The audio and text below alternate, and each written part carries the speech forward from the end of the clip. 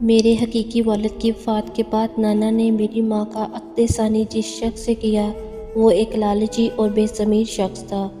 نانا جان کی زندگی تک اس کا سلوک ہم سب سے ٹھیک رہا، لیکن ان کے مرتے ہی اس آدمی نے، جس کا نام مجیب خان تھا، اپنی فطرت دکھانی شروع کر دی۔ مجیب ابا کی اپنی کوئی اولاد نہ تھی، لہٰذا اسے میری ماں کے پہلے شوہر کے بچوں کو پالنا پڑا۔ میرے حقیقی والد ذاتی مکان اور کچھ اراضی چھوڑ گئے تھے، ہمارا خرچہ اسی جائیداد سے نکل آتا تھا۔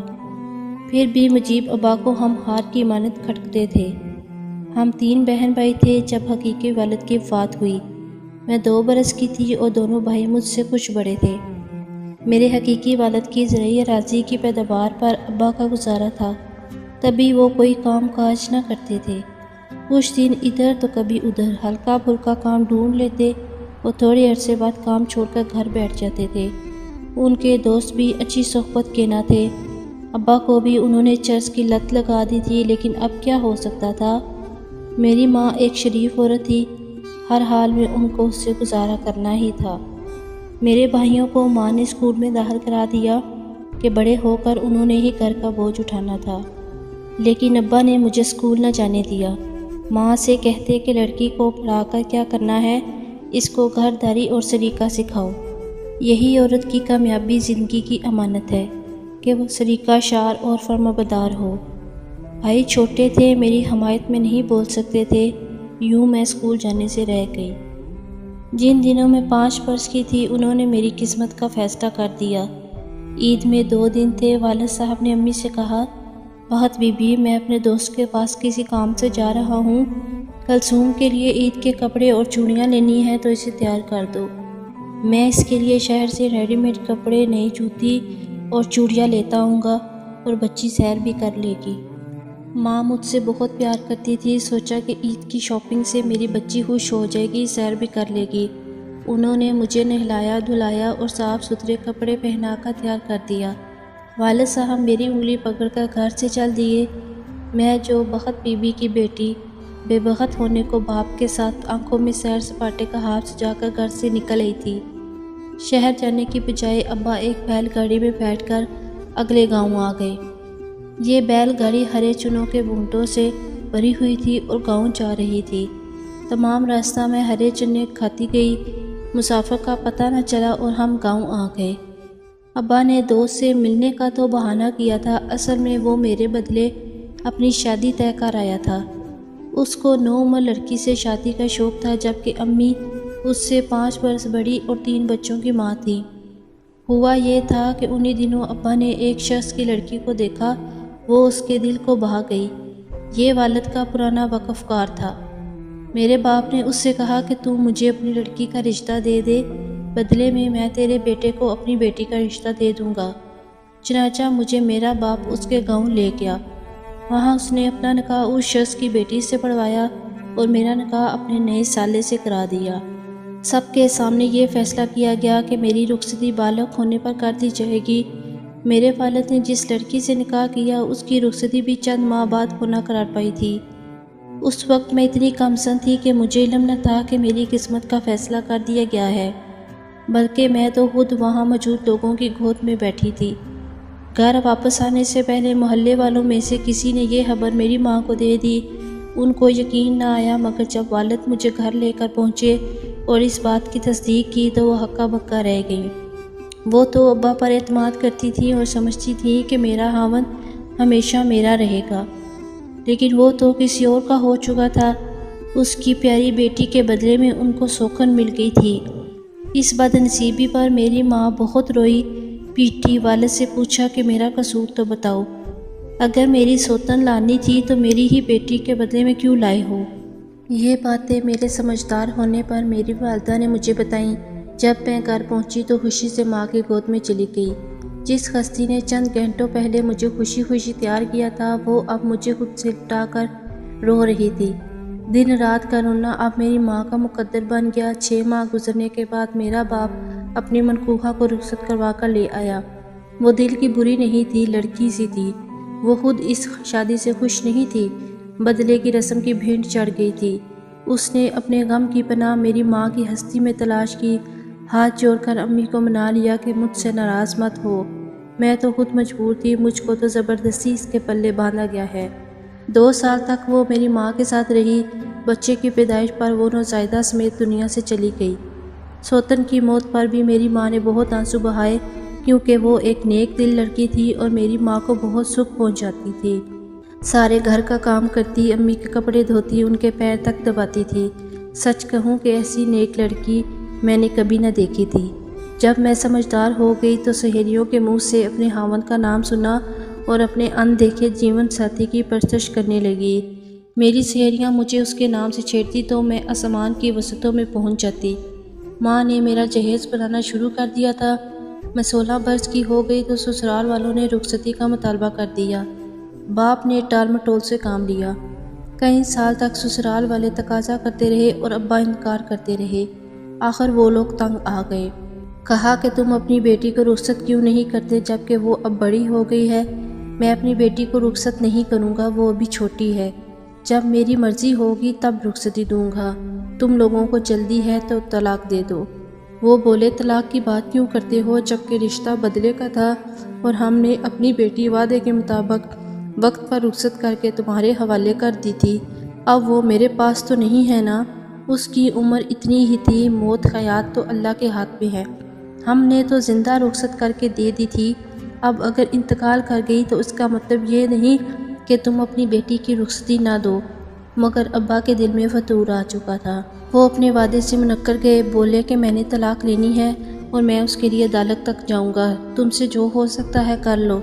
گاؤں کے لوگوں نے بھی سمجھایا کہ وہ شریف لوگ ہیں، تم بیٹی کو نکاح کر چکے ہو، اپنے وعدے سے مت پھرو۔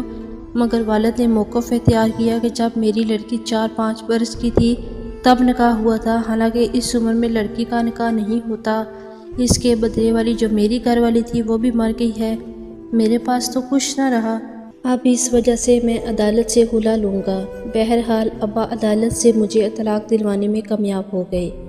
کچھ عرصہ بعد ابا نے وہی کیا جو وہ چاہتا تھا۔ میرے بھائی عبدل کے نکاح کے بدلے کسی اور گھرانے میں بدلے کی رسم دہرا دی گئی اور میری بھابھی کے بھائی سے میرا نکاح کر دیا گیا۔ بھائی کی دلہن رخصت ہو کر گھر آ گئی، مگر اس دفعہ بھی میرے والد نے میری رخصتی نہ کی بلکہ سسرال والوں سے 1 سال کی مہلت مانگ لی۔ بھابھی کا بھائی جس سے میرا عقد ثانی ہوا تھا کسی لڑکی کے عشق میں گرفتار تھا، اس نے مجھ سے صرف اس لیے نکاح کیا تھا کہ اس کی بہن کی شادی وٹے سٹے کے بغیر نہیں ہو سکتی تھی۔ ابا کو جب اس امر کا علم ہوا کہ وہ مجھ سے شادی نہیں کرنا چاہتا تو اس کو بڑی خوشی ہوئی۔ اس نے ماں سے کہا، یہ اچھا ہوا، اب میں اس لڑکے سے کہتا ہوں کہ حق مہر کی آدھی رقم دے دو، ہم تم سے خلا لیتے ہیں۔ اس طرح تم اپنی پسند کی شادی کر لینا اور ہم اس رقم سے اپنی بیٹی کی کسی اور جگہ شادی کر دیں گے۔ جب میرے چچا نے یہ سنا تو کہا، مجیب شرم کرو، بیٹی بکاؤ چیز نہیں ہوتی، تم لڑکے سے کیا بات کرنے چلے ہو؟ اس کے بزرگوں سے بات کرو جن کی مرضی سے رشتہ ہوا تھا۔ کیا دوبارہ خلا کے لیے بیٹی کو عدالت لے کے جاؤ گے؟ جو بات کرنی ہے کچہری میں جاننے کی بجائے زبانی کلامی کر لو یا برادری کو ہمراہ لے لو۔ لیکن ابا کے دل میں تو لالچ نے گھر کر لیا تھا، انہوں نے کسی کا نہ مانی اور ان لوگوں سے جان بوجھ کر پھڈا کر کے طلاق کا مطالبہ کر دیا۔ میری ماں رونے لگی کہ اب میری بیٹی کو دوبارہ طلاق مت دلواؤ بلکہ خوشی خوشی رخصتی دے دو۔ اس پر ابا نے جوتا اٹھا کر میری ماں کو مارا تو وہ بیچاری سسک کر چپ ہو گئی۔ ابا ایک بار پھر مجھے عدالت لے گیا، کچہری اور تحصیل کے چکر لگنے لگے۔ مجھے بیان رٹواتا کہ عدالت میں یہ کہنا اور یہ کہنا ہے، اور میں دعا کرتی کہ خدا کرے یہ باتیں مجھے من و ان یاد رہ جائیں ورنہ وہ گھر آ کر میری کھال ادھیڑ لیں گے۔ سال بھر کچہری کے چکر لگتے رہے۔ جس سے نکاح ہوا تھا اس نے عدالت میں بیان دیا کہ میں کسی سے عشق نہیں کرتا، کلثوم میری منکوحہ ہے، میں اس کے ساتھ زندگی بسر کرنا چاہتا ہوں۔ لیکن میرا باپ ڈرا ڈرا کر وہی بیان دلواتا تھا جو وہ چاہتا تھا۔ بالآخر اس بار بھی ابا مجھ کو ہلا دلوانے میں کامیاب رہا۔ وہ میرے تیسرے نکاح کی تیاریاں کرنے لگا تو ماں نے کہا، کلثوم تو خود ابا سے کہہ دے کہ اب میں نکاح نہیں کروں گی، بس بہت ہو گیا۔ میں نے ابا سے جرأت کر کے کہہ دیا۔ وہ بولا، بس بیٹی یہ آخری دفعہ ہے، تیرے دوسرے بھائی کا گھر بھی تو بسانا ہے، یہاں وٹے سٹے کے بغیر لڑکے کی شادی نہیں ہو سکتی۔ تیرے بدلے تیرے چھوٹے بھائی کا گھر بس جائے گا، میں اسی لیے ایسا کر رہا ہوں ورنہ مجھے اور کیا لالچ ہے۔ ابا کے تیور دیکھ کر میں پھوپھی کے گھر چلی گئی اور ان کو تمام احوال بیان کیا کہ عمر بھر کنواری رہ لوں گی مگر یہ بار بار نکاح والا کھیل اب نہیں کر سکتی۔ وہ بیچاری سوچ میں پڑ گئیں کہ کیا کریں۔ 2 دن بھی نہ گزرے تھے، میرا باپ پھوپھی کے گھر چند لوگوں کے ہمراہ آ گیا، ساتھ گاؤں کا مولوی بھی تھا۔ یہ سب میرا نکاح پڑھانے آئے تھے۔ کسی کو میرے رونے دھونے کی پرواہ نہ تھی۔ انہوں نے زبردستی میرے نکاح نامے پر انگوٹھے لگوائے اور چلے گئے۔ ابا نے پھوپھی کو دھمکایا کہ نکاح ہو گیا ہے، میں اس کا دماغ درست کر لوں تو آپ ہی مان جائے گی، کچھ دن ٹھہر کر میں اس کی رخصتی کر دوں گا۔ خدا کی کرنی نکاح کے تیسرے روز میری ماں فوت ہو گئی۔ میری سکی پھوپھی ہمارے گھر آئیں اور چند روز میرے ساتھ رہیں۔ انہوں نے میرے بھائیوں سے کہا کہ تمہارا باپ بغیرتی پر اتر آیا ہے، تمہارے گھر آباد ہیں مگر اس کا اپنا گھر خالی ہو گیا ہے، اب یہ تیسری شادی ضرور کرے گا، لہٰذا تم کلثوم بی بی کو جلد از جلد رخصت کرنے کی کرو ورنہ یہ پھر اس کو طلاق دلوا کر اس کے ذریعے اپنی شادی کا سامان کرے گا۔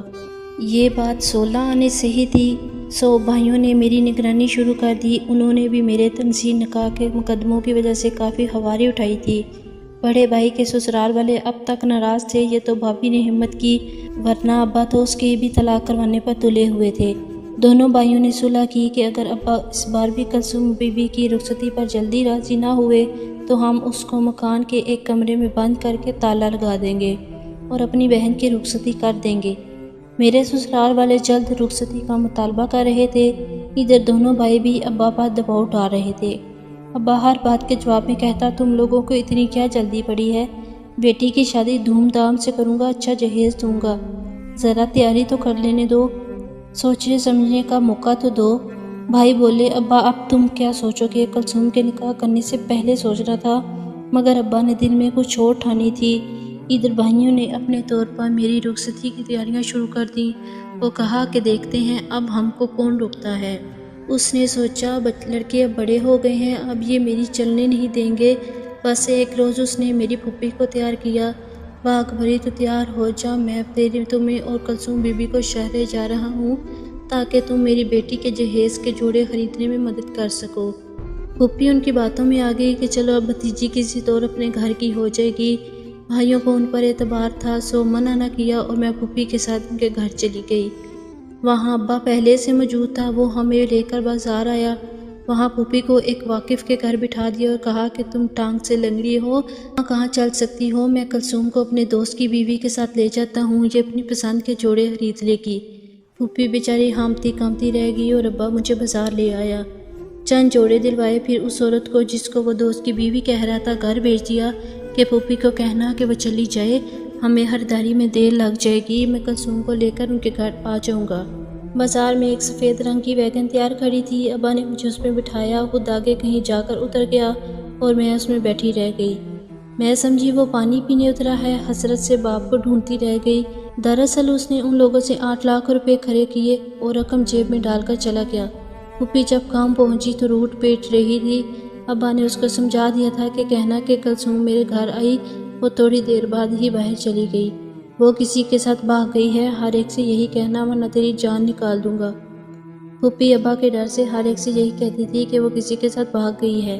بھائی اس بات پر یقین نہیں کرتے تھے مگر وہ کلہاڑی مارتے تو کس کو مارتے، پھوپھی بیچاری بوڑھی اور ابا گھر پر تھا ہی نہیں، نہ جانے کدھر غائب تھا۔ ادھر سسرال والوں کو بھی کچھ کہنا تھا، اس بار طلاق کا کیس آسان نہ تھا۔ وہ ان سے کہتے ابا کسی کام سے پشاور گئے تھے، آ جائیں تو بات کرتے ہیں۔ وہ مجبوراً خون کے گھونٹ پی کر خاموش ہو بیٹھے۔ ابا کراچی چلا گیا، وہاں ایک 16 سالہ بنگالن چھوکری کو خرید کر اس سے نکاح کر لیا اور کراچی میں ہی رہنے لگا۔ ان دنوں کراچی میں بنگالی لڑکیوں کی خرید و فروخت کا کاروبار زوروں پر تھا۔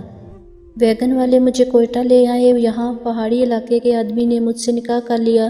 میں نے بہت کہا کہ میرا نکاح ہو چکا ہے اور نکاح پر نکاح جائز نہیں، لیکن ان لوگوں کو میری کوئی بات سمجھ میں نہ آئی، انہوں نے مجھے خریدا تھا سو میں ان کی باندھی تھی۔ ادھر میرے باپ نے میرے نئے سسرال والوں کے ساتھ مل کر تھانے جا کر اپنے کچھ مخالفوں کے نام میرے اغوا کا پرچہ درج کروا دیا۔ ادھر میں پہاڑوں میں 6 سال قید رہی۔ ان دنوں کا کیا حال لکھوں کہ زمین کانپ اٹھے، کیسے کیسے عذاب وہاں نہ سہے۔ ہم بے شک امیر نہ تھے مگر تھوڑی سی زرعی اراضی سے اتنا اناج اور روپیہ آ جاتا تھا کہ پیٹ بھر سکون کی روٹی کھا کر سو جاتے تھے، مگر یہاں تو جوار کی سوکھی روٹی کے سوا کچھ نہ تھا۔ گیاب و گیاں کالے دیو جیسے پہاڑ، ان پہاڑوں میں ایسے لوگ رہتے تھے جو برسوں نہیں نہاتے تھے، 6 ماہ میں ایک بار نہا لیتے۔ ان کے جسموں سے ایسی بو آتی کہ مجھے اکائی آ جاتی۔ رفتہ رفتہ میں اس کی عادی ہو گئی، کیونکہ میرے جسم سے بھی اب ویسی ہی بدبو آتی تھی۔ میں بھی مہینے نہانے کو ترسی۔ روکھی سوکھی روٹی، پیاز اور بھیڑ کے دودھ کی لسی سے نوالے نکلتے، میرے حلق میں چھالے بڑھ جاتے تھے۔ یہاں کوئی عورت بیمار ہو جاتی تو وہ مر جاتی، مگر اس علاج کو نہ چاہتے تھے۔ یہاں کی زندگی کافی کٹن تھی۔ میں نے سوچ لیا واپس جانے کی امید بیکار ہے، اب یہیں جینا ہے اور مرنا ہے۔ ابا کو بددعائیں دیتی تھی، جس نے بڑھاپے میں نئی دلہنہ کا ارمان پورا کرنے کے لیے مجھے بیچ دیا تھا۔ خدا چاہتا ہے کہ انسان اس کی رحمت سے مایوس نہ ہو۔